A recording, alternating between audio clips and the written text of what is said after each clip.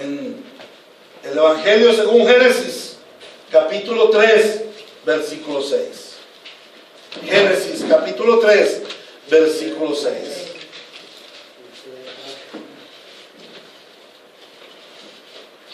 Dice la palabra del Señor: la mujer vio que el fruto del árbol era bueno para comer y que tenía buen aspecto y era deseable para adquirir sabiduría, así que tomó de su fruto y comió. Luego le dio a su esposo y también él lo comió. Palabra de Dios. Señor, aquí estamos, nuestro buen Dios, delante de tu palabra. Que como pueblo tuyo estemos expectantes a lo que tú quieres hablar hoy a tu pueblo. Bendice, Señor, a tu pueblo que hoy escucha tu palabra, y bendícenos por medio de la transformación de nuestras vidas. Graba, inscribe en nuestro corazón y en nuestra mente como con letras de fuego esta santa palabra, y asiste, Señor, a este siervo tuyo, al que tú has tomado de lo vil y despreciable del mundo, quien no merecía ni siquiera nombrar tu santo nombre, y lo has puesto para exponer tu santa palabra. No soy digno, no soy apto, pero he sido acepto en el amado Cristo, y por medio de Él y por su Espíritu Santo puedo predicar la palabra para la edificación de la Santa Iglesia y para la conversión de aquellos que tú has escogido de antemano para salvación. Señor Dios, estamos aquí para darte la gloria, el honor y la alabanza. Recíbelo, Señor, a través de la exposición de tu santa palabra en Cristo Jesús. Amén y amén. Podemos sentarnos. Muy bien, preciosos del Señor, amadísimos hermanitos. Vamos a continuar con nuestro estudio acerca del reino de Dios en la caída. Muchas personas piensan equivocadamente que Dios fue sorprendido cuando Adán pecó. Muchas personas dicen que cuando Adán y Eva cayeron en el pecado, a Dios se le hizo eso extraño, y entonces Él tuvo que inventarse un plan, lo que llaman el plan B, para la redención de la humanidad y para el cumplimiento del propósito de Dios en la vida de los hombres. Esto no es verdad. Dios nunca ha sido sorprendido por nada ni por nadie. Otros piensan que cuando el hombre cayó, cuando Adán y Eva cayeron, Dios estaba lejos. Él no estaba viendo esa caída en pecado. Es más aún, llegan a pensar que Él no estaba reinando sobre el pecado y sobre el maligno y sobre los pecadores. Esto es lo que piensan muchas personas. Pero la Biblia nos dice que Él es el Rey eterno. O sea que Él ha reinado aún allí, en aquel momento del pecado. La Biblia nos dice que Dios es un Dios omnisciente. Eso quiere decir que Él todo lo sabe. Y que indudablemente Él sabía cuando Adán y Eva iban a pecar. Él estaba cuando Adán y Eva pecaron. Allí estaba. Eso no fue ajeno a Dios. Bueno, y algunos se preguntarán, ¿y si Dios vio eso, por qué permitió que ellos cayeran en pecado? Bueno, porque todo se debe a un ordenamiento en el plan eterno de Dios. ¿Cuál es el plan eterno de Dios? ¿Cuál es el plan eterno de Dios? ¿Cómo? Esa es la misión que tenemos. ¿Cuál es el plan eterno de Dios? Establecer su reino en Cristo. ¿Sí? Toda la rodilla se doblará y toda lengua confesará que Jesucristo es el Señor, para la gloria de Dios Padre. Y este es el plan desde la eternidad y hasta la eternidad, el reunir todas las cosas en Cristo para que Él reciba la gloria. Amén. Ese es el plan eterno de Dios. Todo el plan de Dios está centrado en Dios. El plan de Dios es que su Hijo sea exaltado supremamente para que el Padre reciba todo honor y toda gloria. Entonces, todo esto obedece al ordenamiento, al plan que Dios dispuso. Ese plan teológicamente, ¿cómo se llama? Que se me olvidó. Se me olvida la Dios. El decreto es el plan. Muy bien. Y las cosas que suceden para que ese decreto se cumpla, ¿cómo es que se llama? La providencia de Dios. O sea que ellos en ese momento estaban en la providencia de Dios. Dios había contemplado que eso iba a suceder. Cuidado, porque inmediatamente digo, entonces Dios es autor del pecado. No, Señor, sin que Él sea autor ni participante del pecado. ¿Cómo? En la gloria de Dios, en su soberanía, en su poder, Él sabe cómo sucedió. A nosotros no nos corresponde comprenderlo. Simplemente por la fe, lo que dice la Sagrada Escritura es que Dios no puede ser tentado, ni Él tienta a nadie, y Él es bueno, no es autor de ningún mal. ¿Correcto? La Biblia nos habla de que hay un plan, y en ese ordenamiento de ese plan, Dios contempló, no fue el autor, Dios contempló la caída, no fue el autor de la caída. ¿Quién fue el autor de la caída? El hombre. ¿Quién pecó? ¿Y entonces le podemos echar la culpa a Dios? No, no podemos. El hombre pecó, fue tentado por la serpiente, Satanás llamado el diablo, y Dios había contemplado todas estas cosas, pero sin ser su autor. Hermano, no lo puedo comprender, no te pido que lo comprendas, solamente créelo por la fe en la Sagrada Escritura, porque no tengo explicación para ello. Y yo creo que hasta el momento no ha nacido el teólogo todavía que te pueda explicar cómo Dios crea un plan, hace un diseño, y todo ese diseño va hacia el cumplimiento, y ese cumplimiento se llama providencia, y en esa providencia el hombre cae, pero Dios no es autor. Pero Dios no es el autor. Bástenos con saber lo que nos dice la Biblia y creer en ella. Dios no es autor del pecado, ni es autor del mal. Amén. Ahora, que se piense que Dios no estaba reinando, que Dios no sabía, que Dios fue sorprendido cuando Adán y Eva cayeron en pecado, que la gran mayoría de gente, que los impíos piensen esto, pues eso es lo natural, porque ellos son impíos, ellos no conocen la Escritura. Lo grave está en que la gran mayoría de cristianos también creen eso. Muchos de los que se llaman cristianos piensan que Dios estaba ausente en el momento de la caída. Piensan que Dios no estaba reinando, y algunos le han creído a los testigos de Jehová, diciendo que no, que el reino de Dios no está, que el reino de Dios desde que el hombre cayó en pecado se perdió. No, Dios no ha perdido su reino.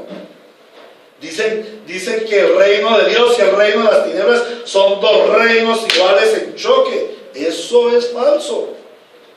La Biblia no nos dice por ninguna parte esto. Nos dice que hay un rey eterno y que hay un usurpador que propuso una escaramuza, pero ya fue vencido. Amén.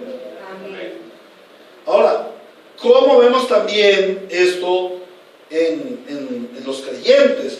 Lo vemos cuando la gran mayoría de cristianos aseguran que Dios retira su reinado del creyente cuando éste peca.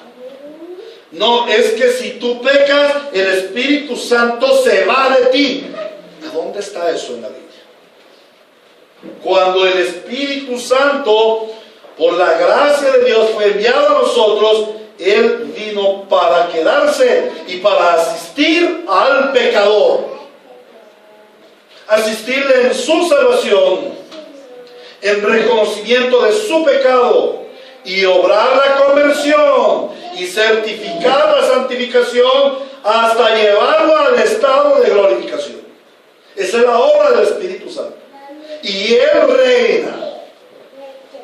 Quizás tu carne, como en Adán, quiera reinar, pero finalmente, si el Espíritu está en ti, Él vence en ti. Amén. Él vence nuestra carne. Entonces es un error que la gran mayoría de cristianos aseguran. No, es que Dios se va cuando tú pecas. No, Dios, el rey, aún sobre el pecado, Él reina. Lo que pasa es que la gran mayoría de creyentes cristianos desconocen lo que es el pecado, sus orígenes, sus consecuencias, su castigo, y por ello permanecen viviendo sus vidas centradas en el pecado. Y a veces me encuentro yo con hermanos aún reformados. Ay, buenas, ¿cómo estás, querido hermano, querida hermana? Aquí, hermano, luchando con ese pecado, luchando. Yo vivo en la batalla contra el pecado. ¿Por qué no vives en la gloria de Dios? Si tú vivieras en la gloria de Dios, tu pecado estaría, mire, siempre pisoteado. Porque eso fue lo que hizo la gloria de Dios viniendo del cielo. Pisotear el pecado. Le aplastó la serpiente al enemigo, venció a nuestro enemigo. Amén. Y nos hizo a nosotros más que vencedores. Entonces muchos cristianos se la pasan su vida centrados en el pecado, en luchar contra el pecado, o con culpa por el pecado, o en su decepción y frustración personal porque el pecado los está derrotando constantemente. Y dicen, esta vida de cristiano es muy dura, ¿verdad? Esto es muy difícil. Claro, una vida de cristiano sin Cristo no es difícil, es imposible. Pero la vida del cristiano con Cristo es una vida de victoria y de poder sobre el pecado. Y nuestra centralidad no está en mortificar el pecado, sino en glorificar a Cristo para que el pecado sea mortificado. Yo no estoy diciendo que no mortifiquemos el pecado. Lo que estoy diciendo es que la centralidad de nuestras vidas no puede estar en mortificar el pecado, o en luchar contra el pecado, o maldecir al pecado, o darle banderazo limpio al pecado. No. Ahí no puede estar la centralidad del cristiano. La centralidad del cristiano debe estar en la gloria de Cristo, en la gloria de Dios, en la alabanza al Rey, en el sometimiento a su santo reino. El Señor nos da la fórmula, ¿cierto? Resistir al diablo. Muy bien, pero antes de resistir al diablo, ¿qué hay que hacer? Someteos pues a Dios. Someteos pues a Dios. Resistid al diablo y él huirá de vosotros. ¿El diablo va a huir de nosotros porque nosotros le resistimos? No. El diablo huye de nosotros porque el reino de Dios está en nosotros. Estamos sometidos al gobierno de Dios, y esa razón lo hace huir. Y eso nos da el poder para nosotros resistir al diablo. La vida del cristiano debe estar centrada en el Rey y en su reino, y no en el pecado. Bueno, ya me he ido un poco por las ramas y se nos pasa el tiempo. En la serie de estudios sobre el reino de Dios en la caída, ya hemos visto dos aspectos. Primero vimos al tentador, a la serpiente, y vimos tres aspectos de este personaje bíblico. Su naturaleza. Vimos que fue un ser creado bueno, un ser angelical, un querubín. Luego vimos su maldad. Vimos que fue un ser codicioso de usurpar el reino de Dios, y por esa razón cayó de tan altísima posición en donde Dios le había puesto. Y tercer lugar, su propósito. ¿Cuál fue el propósito? Atacar al reino de Dios para él establecerse en el trono de Dios. Como si eso fuese posible, que un ser creado pudiera derrocar al creador. Pero ahí es donde está la vanagloria de los seres que pretenden que van a ser o van a destronar al santo Dios de los cielos. Y eso no lo hablo por el diablo y sus demonios solamente, y no lo hablo por los impíos, lo hablo por algunos cristianos, o aún por nosotros como cristianos, que cuando estamos cayendo en el pecado, cuando pecamos voluntariamente, lo que queremos hacer es derribar a Dios de su santo trono para ponernos a nosotros allí. En segundo lugar, vimos cuál fue el instrumento usado por la serpiente. la tentación. Y vimos tres aspectos. La incitación a desobedecer al Rey Eterno. La tentación es la incitación a desobedecer al Rey Eterno. Es la incitación a atacar el reino de Dios y es la incitación a usurpar el trono de Dios, o sea, querer ponerse en el trono de Dios. La tentación en sí no es pecado. Es solamente la incitación a cometer el pecado. Pero ¿para qué viene la tentación? El propósito es hacer caer el pecado. Por eso allí Santiago capítulo 1 versículo 12 dice: dichoso el que resiste la tentación, porque al salir aprobado recibirá la corona de vida que Dios ha prometido a quienes lo aman. ¿Y quién es el que resiste la tentación? ¿Quién es el que resiste la tentación? El Señor Jesucristo. Y a través de Él, todo el que esté en Él tiene el poder dado para resistir la tentación.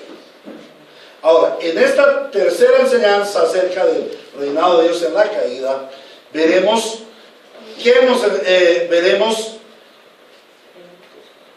el acto del pecado, o sea, la caída del pecado. Y vamos a ver dos aspectos que nos enseña el pasaje. Primero, el razonamiento sobre la tentación. Y en segundo lugar, el ceder ante la tentación o el acto mismo del pecado. Génesis 3:6 dice, nuevamente lo leo: la mujer vio que el fruto del árbol era bueno para comer y que tenía buen aspecto y era deseable para adquirir sabiduría, así que tomó de su fruto y comió. Luego le dio a su esposo y también él comió. Entonces vamos a mirar en primer lugar cómo es que Eva hace su razonamiento sobre el pecado, y en cierta forma también Adán.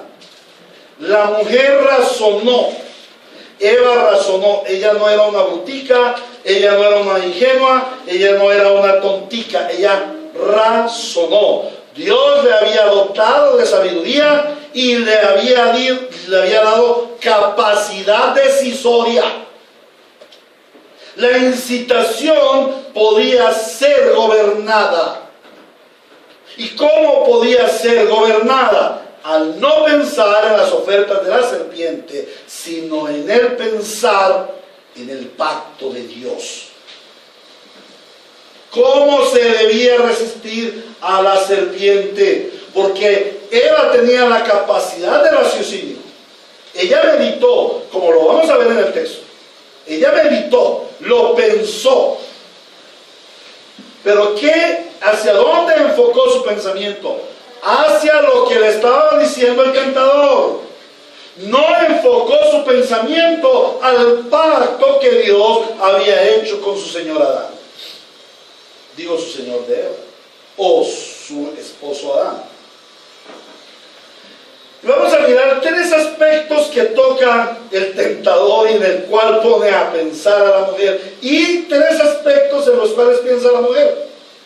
El primer aspecto, y vamos a ir a primera de Juan, la primera epístola del apóstol Juan, en el capítulo 2, en el versículo 15 y 16, dice: no amen al mundo ni nada de lo que hay en el mundo. Si alguien ama al mundo, no tiene el amor del Padre, porque nada de lo que hay en el mundo, los malos deseos del cuerpo, la codicia de los ojos y la arrogancia de la vida, provienen del Padre, sino del mundo. Los deseos de la carne, la codicia de los ojos y la vanagloria de la vida fueron tres elementos que el tentador usó para hacer razonar a la mujer y para hacerla caer. La tentación se propone abrir los apetitos sensuales del hombre. Dice: la mujer vio que el fruto del árbol era bueno para comer. El sentido del gusto. Esa palabra sensual no se limita al, como de pronto lo podríamos pensar, a lo sexual, a lo... No, la palabra sensual viene de los sentidos. Entonces, esa tentación que pone el diablo, se propone abrir los apetitos sensuales del ser humano y producir necesidades donde no las hay. Produce necesidades donde no las hay.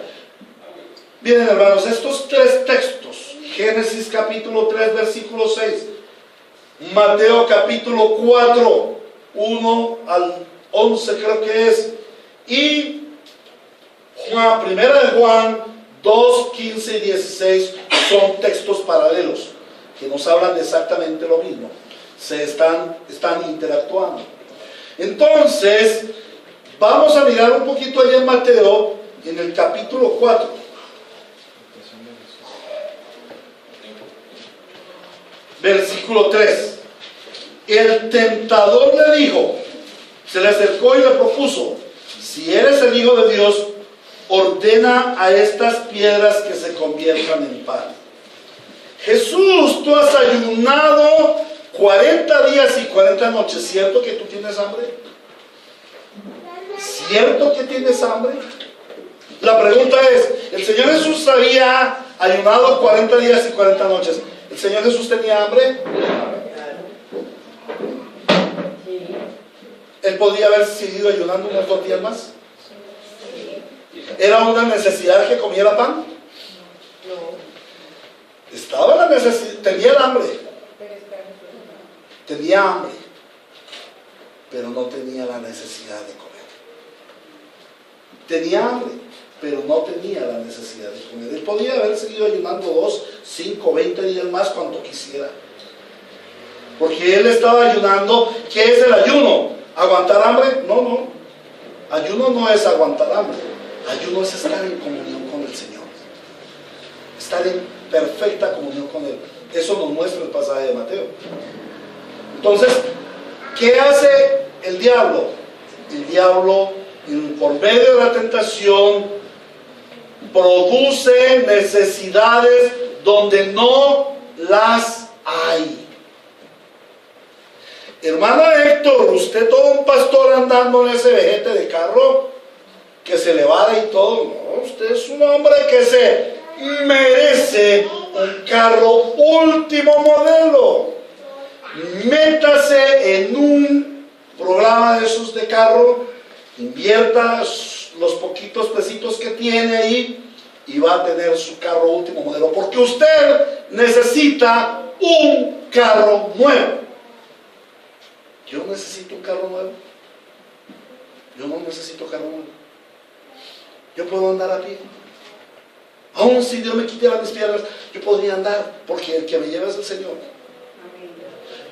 Es que, hermano, usted tiene que comprarse el televisor de moda para que vea una buena emisora, los videos de su gente chilena. Claro, que mejor.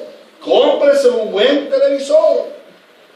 No tengo la plata, no importa, métase en crédito, saque préstamos. Usted tiene que celebrar los 15 de la niña, dele el agua hasta donde le dé, porque es la única niña que usted tiene, y el 15 no se cumplen sin una sola vez en la vida. Tiene que celebrárselos.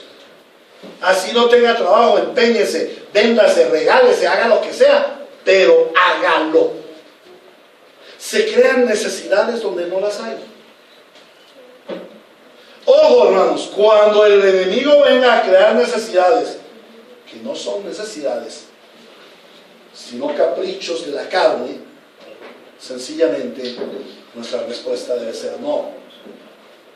Siempre la tentación va a abrir apetitos sensuales para producir necesidades donde no la hay y generar deseos incontrolables. Entonces la gente entra en estrés de las necesidades que tiene. Necesidades no, el enemigo puso necesidades. Vimos al comenzar nuestro estudio acerca del pecado, que el pecado es el ataque leve contra el reino de Dios y es la ofensa grave a Dios, el Rey soberano, de tal forma que por allí empieza la caída en el pecado. ¿Qué dice la mujer? No acepto el gobierno de Dios. Yo no quiero ser mandada por Dios. Está rico el fruto, se ve delicioso. Es mi decisión y no buscaré la guía de Dios para tomar esta decisión. ¿Cuál es la guía de Dios para Eva en el Edén? Su esposo, Tabito. Muy bien. Su esposo. Dios le dio a Eva en Adán su guiador. Dios le dio a la mujer en su esposo el guiador del hogar. Si el esposo está en la palabra, va a guiar a su hogar a buenos puertos. Entonces la mujer dice, no, yo no voy a buscar la guía de Dios. Yo ni siquiera le voy a preguntar a mi esposo. Yo no voy a guardar el establecimiento del orden armónico que Dios puso. ¿Recuerdan que la semana pasada hablamos de eso? Y la antepasada creo que también.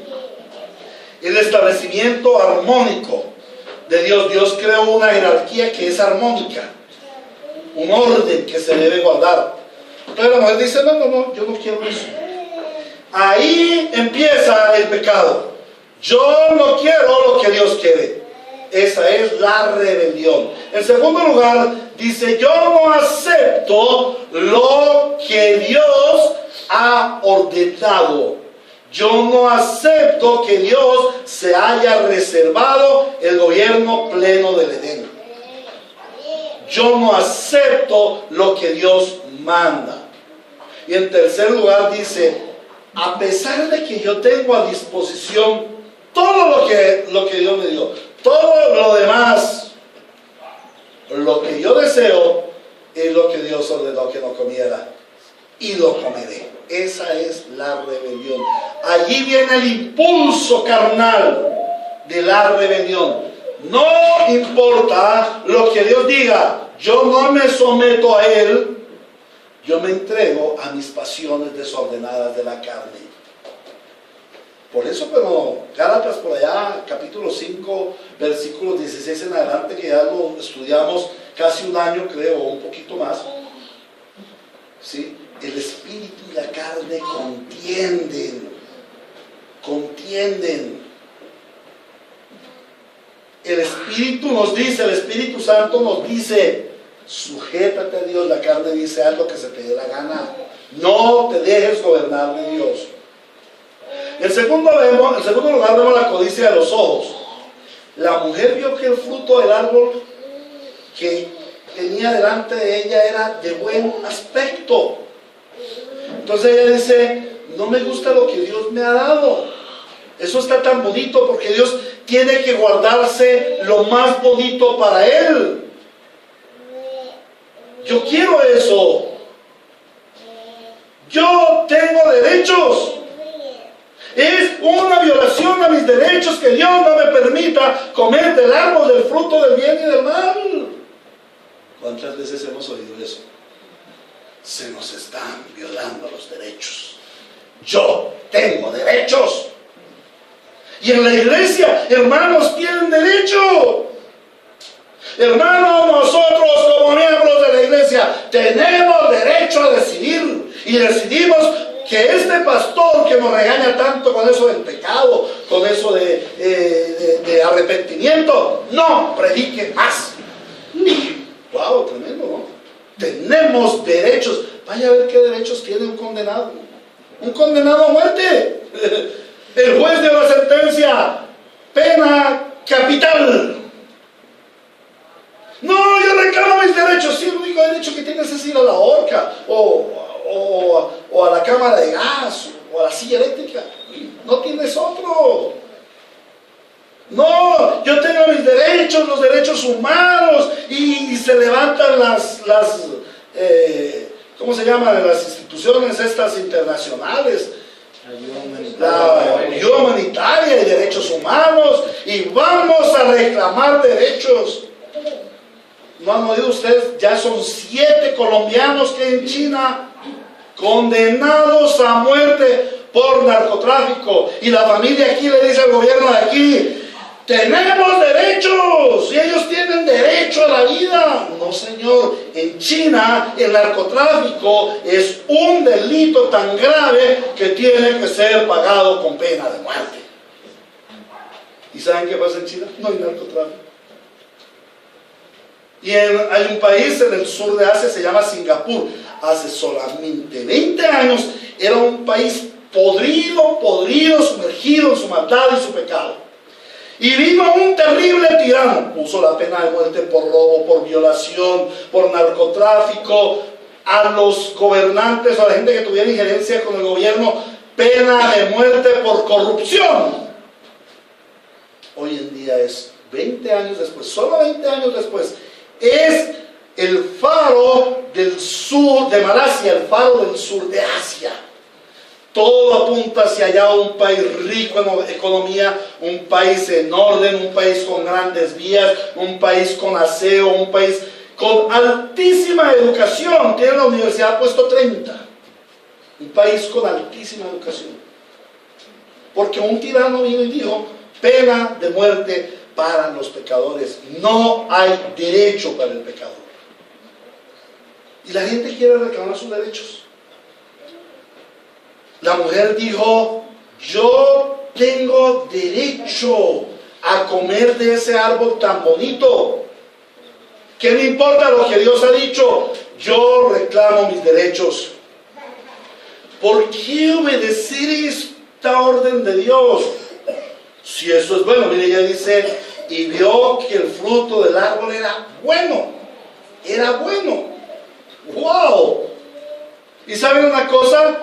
Hoy en día, el cristiano divaga entre lo que es bueno y lo que es malo. A mí me parece que es bueno, entonces lo voy a hacer.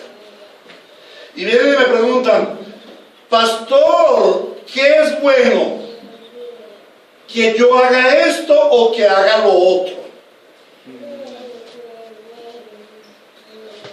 A Dios no le importa que yo quiera hacer lo bueno. Mira, Eva quiso lo bueno. Dios lo que quiere es que le glorifique a Él. La pregunta no es esto bueno o es malo? Sino, ¿esto glorifica a Dios o esto no glorifica a Dios? Porque lo bueno y lo malo es relativo a la conciencia carcomida del hombre. El hombre a lo malo llama bueno y a lo bueno llama malo. Nosotros tenemos que mirar qué es lo bueno a los ojos de Dios. O sea, qué es lo que glorifica a Dios. Por eso no dice Efesios capítulo 5, versículo 10, procurando siempre hacer lo bueno. Dice, procurando lo que es agradable al Señor. Mi pregunta no es si esto es bueno. Porque en este momento de dificultades económicas a mí me pueden ofrecer un buen empleo, ganándome 10 millones de pesos mensuales, con una casa en el poblado lo más de linda y con el carro último modelo. ¿Eso es bueno o no es bueno? Claro que es bueno. La pregunta es, ¿eso, por ejemplo, en mi vida glorificaría a Dios? Si ese trabajo implica que yo los domingos no le pueda rendir el culto a mi Señor, que yo no tenga tiempo para orar, que vaya a trabajar con blasfemos. El asunto no es mirar si es bueno o es malo, porque a los ojos del hombre lo bueno y lo malo es relativo. Lo que tenemos que mirar es a los ojos de Dios, qué es lo que es agradable a Él y qué es lo que te glorifica. Entonces la pregunta no es esto bueno o es malo, Señor? Señor, ¿esto te glorifica o no te glorifica? Muchos hermanos se han ido de la iglesia con las mejores perspectivas. Ellos dicen, es bueno porque voy a ganar un salario, voy a sostener a mi familia y voy a ser un buen padre y le voy a dar estudio a mis hijos. Bueno, ¿y para dónde te vas? No, yo me voy para tal parte. Y ya encontraste allí una iglesia en donde vas a tener tu crecimiento espiritual. No, cuando yo llegue la busco. ¿Es eso agradable al Señor? Es buscar primeramente el reino del mundo. Y el Señor dice, buscar primeramente el reino de Dios y su justicia. ¿Y qué? lo demás vendrá por añadido. Mi pregunta no debe ser, ¿es esto bueno o es malo? Eva vio que el fruto era bueno para comer, no era malo. Por eso ella alcanzó y lo cogió. Era bueno. A sus ojos ya corrompidos por los deseos del pecado, por los deseos de la carne. El deseo de la carne la impulsa a llevar la codicia de los ojos, y en su codicia de los ojos ella dice, es bueno, y lo toma. Y finalmente vemos la vana gloria de la vida. La mujer vio que el fruto del árbol era deseable para adquirir sabiduría. Yo les pregunto, hermanos, ¿es bueno tener sabiduría? Claro que es bueno. El Señor dice que anhelemos la sabiduría. Es más aún, nos dice que la misma persona del Señor Jesucristo, en los Proverbios, que dice el Proverbio 3, nos dice que la misma persona del Señor Jesucristo es la sabiduría. Dios quiere que nosotros seamos sabios. Claro, el Señor dice, andad como sabios y no como necios. ¿Es buena la sabiduría? Sí. ¿Debemos alcanzar sabiduría? Sí. Pero ¿cuál es el principio de la sabiduría? El temor a Jehová, nuestro santo y soberano Dios de los cielos y de la tierra. O sea, el principio de esa sabiduría no era alcanzar la sabiduría en sí misma, para ser muy conocedores del bien y del mal. El principio de la sabiduría era sométase, tenga temor reverente al Señor, y esa va a ser la sabiduría. ¿Alcanzaron Eva y Adán la sabiduría? No alcanzaron la sabiduría.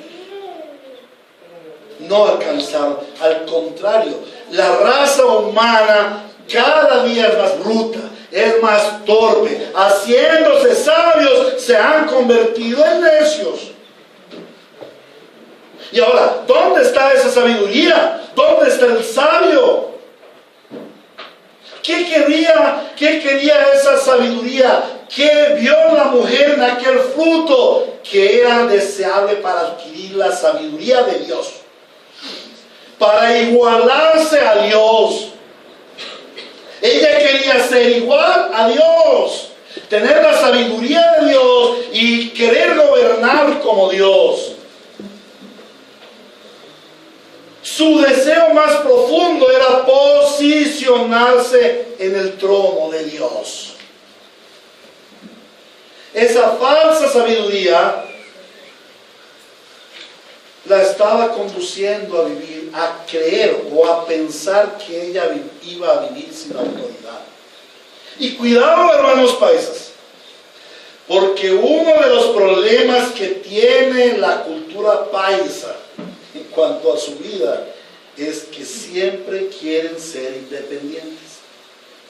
No, yo ya estoy cansado del trabajo de servirle a un jefe, yo quiero ser independiente. Yo estoy cansado de vivir en la casa con el gobierno de mis papás que tanto molestan, yo quiero ser independiente. El latino quiere ser independiente. Me voy para Estados Unidos para ser independiente. No, ningún hombre puede ser independiente, porque Dios no creó al hombre para ser independiente. Dios creó al hombre para ser dependiente de una autoridad. De una autoridad. Siempre el hombre está dependiendo de una autoridad. Reyes, gobernantes, clero, todos estamos bajo una autoridad. Y no hay nada más agradable. Hace pocos días hablaba con un hermano. Hermano, a mí me fascina vivir bajo autoridad. ¿Saben por qué? ¿Quieren que les diga por qué a mí me gusta vivir bajo autoridad? Porque es que a mí la autoridad me protege. A mí la autoridad me protege. Y si tú vives bajo autoridad, la autoridad te va a proteger. Vive bajo autoridad y vas a ser protegido. ¿Correcto? Pero aquella mujer dijo, no quiero vivir bajo autoridad. Yo quiero ser autoridad de mí misma. Yo quiero posicionarme en el trono de Dios para que a mí nadie me mande. ¿Ese fue el resultado? No, de ninguna manera. El resultado fue que ella cambió, fue de reino. Fue trasladada del reino de Dios al reino de las tinieblas. Fue trasladada de la autoridad de Dios a vivir bajo el gobierno, bajo la autoridad, bajo la opresión de las tinieblas. Ahora, luego vamos a ver el acto mismo del pecado. Pero vamos a meditar por un momento. Recuerdan que este texto no fue dado a Adán y a Eva, ni a Abraham, ni a Noé. Este texto fue dado a Moisés para el pueblo de Dios, Israel, en el desierto. ¿Y para qué se lo da el Señor? Para mostrarles el panorama de la caída en el Edén, de cómo es proclive el pueblo de Dios a caer en pecado y a tener rebelión contra Dios. ¿Qué les estaba diciendo el Señor a los israelitas? Cuidadito con permitir que los apetitos sensuales gobiernen al pueblo de Dios. El pueblo de Dios debe ser gobernado por Dios conforme al orden armónico establecido por Dios. ¿Y qué sucedió? El Señor les dice: no se dejen gobernar por los deseos de la carne. Aquel que se entrega a los deseos de la carne sucumbe, entra en rebelión contra mí. ¿Qué hizo el pueblo de Israel? Pidió carne. Danos carne, danos carne. ¿Y qué hizo Dios? Dios les envió las codornices. ¿Y qué le pasó al pueblo de Israel? Sucumbió, murió. Muchos de ellos, más de 14,000 personas murieron por la ingesta desmedida de carne, por los deseos de la carne. También el Señor les dice: mira, Adán y Eva cayeron en el pecado porque tomaron sus decisiones propias. Hicieron lo que quisieron y no consultaron conmigo. No hagan eso ustedes. No sigan sus decisiones propias. ¿Qué hizo Israel? Tomó sus decisiones propias. ¿Se acuerdan cuando el Señor les dijo: envíen a 12 espías para que investiguen y vean cómo es la tierra prometida y luego vengan y les den un informe? Y cuando vinieron 10 espías y dijeron: eso es terrible, pero vinieron 2 espías y dijeron la verdad y dijeron: es lo mejor para nosotros, esa es la tierra buena que Dios nos ha dado. ¿Qué dijeron ellos? Nosotros seguimos el consejo del malo y tomamos nuestras propias decisiones. Y entonces decidimos no entrar a la tierra prometida. ¿Qué pasó? El pueblo sucumbió. Luego dice el Señor, por otra parte, el Señor les muestra: mira, esto lo muestro para que ustedes no deseen lo que es de Dios. Dios apartó el árbol del fruto del bien y del mal en medio del huerto y es de Dios. No lo tomen. Más bien deleítense en el reino que Dios les ha dado y disfrútenlo. Pero ¿qué quisieron hacer ellos? Tomar lo que no les correspondía, usurpar el trono de Dios. El Señor les muestra: no reclamen sus derechos. Gócense de los grandes privilegios que Dios les ha dado. Y no llamen a lo bueno malo y a lo malo bueno. No sigan lo que sus ojitos creen que es bueno. Sigan lo que glorifica a Dios. Y volvemos al ejemplo del becerro de oro. Cuando Israel hizo un becerro de oro, ¿él se propuso ser idólatra? ¿Él se propuso adorar a un Dios diferente a Jehová? No. ¿Qué hicieron ellos? Ellos siguieron sus ojitos pensando que para adorar a Yahvé tenían que hacer un becerro. Y que estaban adorando a Yahvé. Eso fue a donde lo condujeron sus ojitos. Para ellos era bueno. La pregunta es: ¿y eso fue bueno? No. Eso no glorificaba a Dios. Allí el Señor les está diciendo en este relato del Génesis a los del Éxodo: no pretendan ser reyes de sí mismos. No pretendan vivir sin autoridad, porque terminan bajo la autoridad del maligno. ¿Y qué les pasó? Aborrecieron la autoridad de Moisés y Aarón. Aborrecieron la autoridad de Dios. Y la tierra se abría y se los tragaba vivos y no aprendían. ¿Qué le mostraba el Señor allí? Les estaba diciendo, no se alíen en mi contra. Mira, Adán y Eva se aliaron con Satanás y le creyeron sus mentiras. Crean de mí la verdad que yo les digo. Esperen en mi verdad. No crean las mentiras del diablo ni se alíen en mi contra. ¿Qué hicieron los israelitas? Se aliaron contra el Señor. Y eso fue lo que hizo Adán y Eva. Ahora, ¿fue escrito eso solamente para Israel? ¿Qué hace ese relato del Génesis 3500 años después en la iglesia?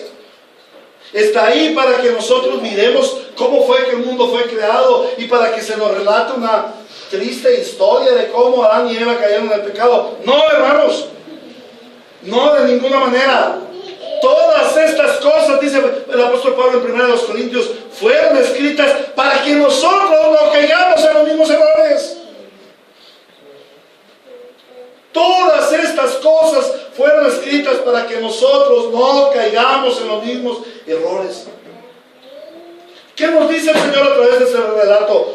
Cuidadito con permitir que los apetitos sensuales los gobiernen a ustedes como iglesia de Dios.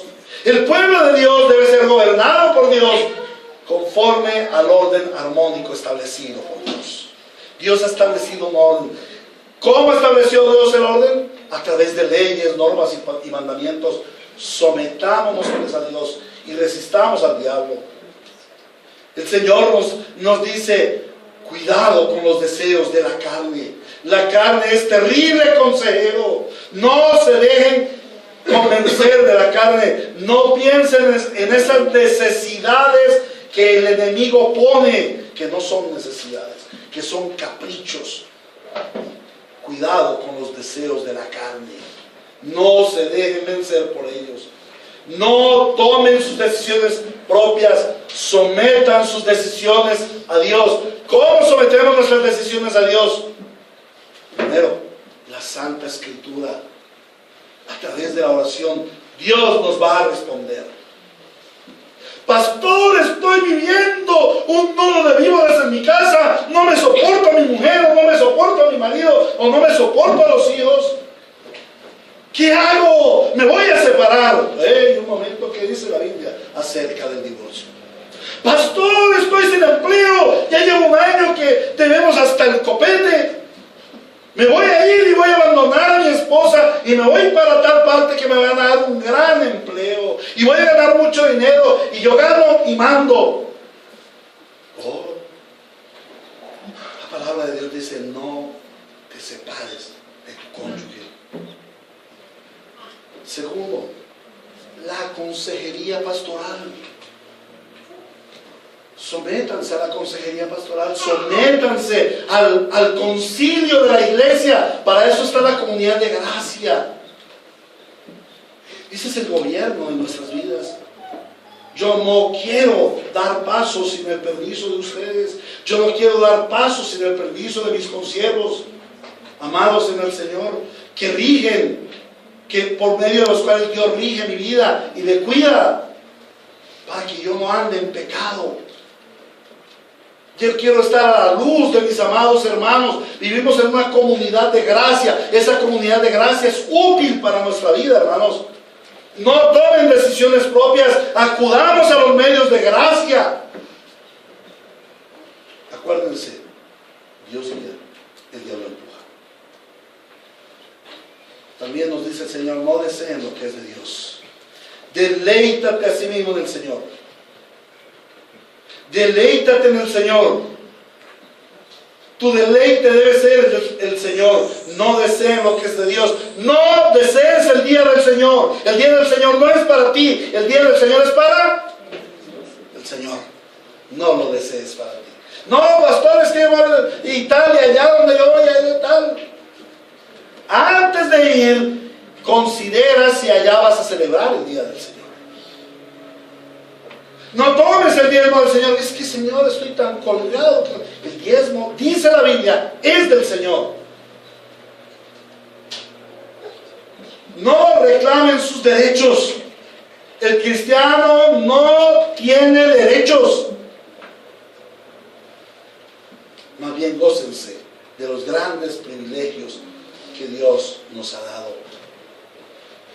Y finalmente, no sigan lo que creen que es bueno a sus ojitos. Sigan lo que glorifica a Dios. No pretendan ser reyes de sí mismos.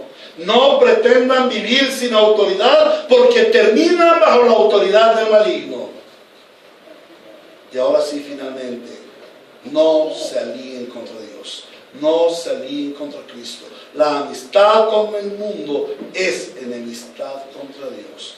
A Cristo Jesús, nuestro Señor, sea toda la gloria, el poder y la alabanza en su iglesia por siempre. Amén. Y amén. ¿Tienen preguntas, amados hermanos?